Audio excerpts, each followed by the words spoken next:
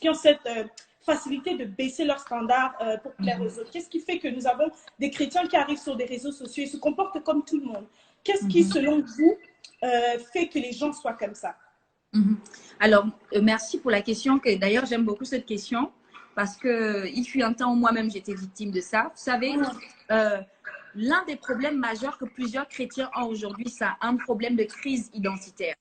La raison pour laquelle vous allez voir plusieurs personnes passer à côté ou bien se retrouver à faire certaines choses, quoique appartenant à Dieu, c'est parce que simplement, ils ne connaissent pas véritablement leur identité. Je l'ai dit, une personne qui connaît qui elle est, autant pour moi, c'est ce qu'elle vaut. Sauf que mon identité n'est pas définie par la voiture que je roule.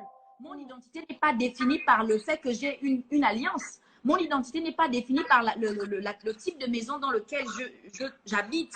Mais mon identité est définie par mon appartenance à Christ. Mon identité est définie en Christ. Et l'une des raisons pour lesquelles plusieurs chrétiens acceptent de revoir à la baisse leurs standards, c'est parce qu'ils ne connaissent pas leur identité. Vous savez, je considère qu'il y a des prix que nous devons refuser de payer, même lorsque nous avons atteint le fond. Et l'histoire qui me vient à l'esprit, c'est la Bible dit que le fils prodigue, il était dans la maison de son père. Et dans la maison de son père, le fils prodigue avait tout pour lui. Et il arrivait un moment où il a dit à son père, papa, je pense que je suis en âge d'être indépendant, donne-moi mon héritage. Et son père, la Bible dit que son père, l'histoire se trouve dans le livre de Luc 15. Et la Bible dit que le fils prodigue est parti loin de son père avec son héritage. Et la Bible dit que lorsque le fils prodigue a fini de dilapider ses biens, il est parti chercher du travail chez un homme qui l'a embauché. Et le travail à cet instant du fils prodigue était de se balader dans les champs et de nourrir les cochons. La Bible dit, Belinda, la Bible dit que le fils prodigue... Attendez, j'arrange mon téléphone. La Bible dit que le fils prodigue arrivait à un moment où, si lui était permis, il allait manger la nourriture des cochons. Comment comprendre qu'une personne était dans la maison de son père où il avait tout et il se retrouve en train de vouloir manger la nourriture des cochons? La seule raison pour laquelle le fils prodigue n'avait pas mangé la nourriture des cochons, c'est parce qu'on ne le lui avait pas permis. Ça veut dire que si on lui avait permis de manger la nourriture des cochons, il aurait mangé la nourriture des cochons. Et la Bible dit que le fils prodigue est rentré à l'intérieur de lui-même. Et je crois que parfois, c'est ce qui manque à certains d'entre nous. Parfois, nous manquons de rentrer à l'intérieur de nous-mêmes, de faire une introspection, de nous demander, mais qu'est-ce que je fais là? Pourquoi je continue de supporter ça?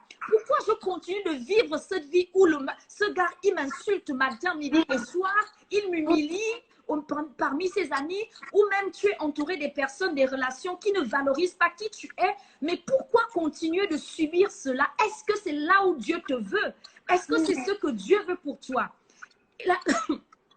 Et la Bible dit que lorsque le fils prodigue est rentré à l'intérieur de lui-même, il a compris qu'il était mieux pour lui de repartir vers son père.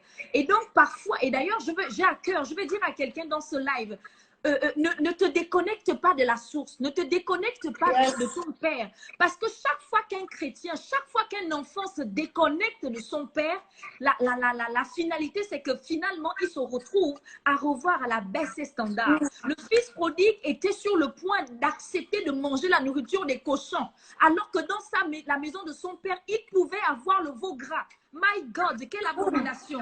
Quelqu'un qui se retrouve à vouloir manger la nourriture des cochons. Non, quelqu'un qui se retrouve à vouloir accepter la nourriture des cochons alors que dans la maison de son père, il peut avoir le veau gras. Et donc, je veux dire à quelqu'un dans ce live, refuse de te déconnecter de ton père. Si tu t'étais déjà déconnecté, comme le fils prodigue, accepte de rentrer à l'intérieur de toi-même, de faire une introspection. Et d'ailleurs, Belinda, my God, Saint-Esprit, I hear you. Saint-Esprit, my God, excusez-moi, c'est plus fort pour moi. J'ai cette autre histoire qui me vient à l'esprit. J'ai cette histoire. La Bible dit que Joseph s'était retrouvé dans la maison de Potiphar. Exact. Et la Bible dit que Potiphar, et dans la maison de Potiphar, la Bible dit, l'histoire se trouve dans le livre de Genèse 39. Et dans la maison de Potiphar, la Bible dit que Dieu était avec Joseph. Et Dieu bénissait tout ce que Joseph touchait et Dieu faisait prospérer tout ce que Joseph touchait. Et la Bible dit que par la suite, Potiphar a établi Joseph sur toute sa maison. La Bible continue en disant qu'après ces choses, la femme de Potiphar est allée vers Joseph pour lui dire « couche avec moi ». Couche avec moi. La Bible dit que la femme de Potiphar a essayé plusieurs fois. Et elle a harcelé Joseph plusieurs fois. Et excusez-moi, je voudrais préciser que les hommes comme Potiphar dans la Bible, leurs femmes étaient belles. En fait, ces hommes n'épousaient pas des vilaines femmes. Donc, ça veut dire que Joseph, certainement, aurait pu être tenté, ou peut-être même, il pouvait avoir envie de succomber. Parce que certainement, la femme de Potiphar n'était pas vilaine. Mais la Bible dit que un jour, lorsque la femme de Potiphar a vu que Joseph était seul, elle est repartie vers Joseph en lui disant « couche avec moi ». Joseph a encore refusé. La Bible dit que la femme de Potiphar a saisi son vêtement et Joseph est parti. Ça doit nous parler. Parce que la Bible dit que Joseph avait été établi maître sur toute la maison de son maître, donc Potiphar. Mais Joseph a préféré perdre la position. Il a préféré perdre sa liberté. Il a préféré perdre sa réputation plutôt que de rabaisser ses standards en couchant avec la femme de son maître. Joseph avait dit à la femme de Potiphar, comment ferais-je un si grand péché contre mon Dieu, my God, my God. Ce que tu sais de Dieu détermine l'attitude que tu auras face à l'adversité. Dans ces moments de tentation, à cause de la connaissance que Joseph avait de son Dieu et à cause du fait qu'il chérissait sa relation avec Dieu, il a dit, je préfère perdre la gloire, je préfère perdre la position, je préfère perdre ma réputation plutôt que de rabaisser mes standards. Donc, lorsque vous voyez des chrétiens ou même des gens rabaisser leurs standards, c'est que premièrement, ils ne connaissent pas leur identité. Deuxièmement, ils se sont déconnectés de leur Père. Et troisièmement, ils ne chérissent plus les temps d'intimité avec leur Père. J'espère que vous prenez note parce que c'est très capital, c'est très